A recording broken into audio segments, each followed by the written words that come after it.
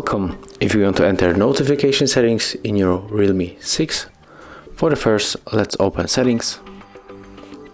Right now we have to click on the notifications and the status bar.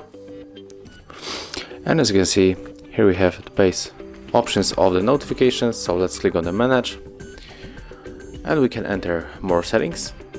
So here we can, for example, suggested replies and turn this option on. But the most important settings are right here for me. So for example, if you get a lot of notifications from the YouTube, or for example from the Gmail, you can permanently turn off this notification. So you have to use this switcher to turn it off. Thank you guys for watching. Leave thumbs ups, comments, and of course subscribe to our channel.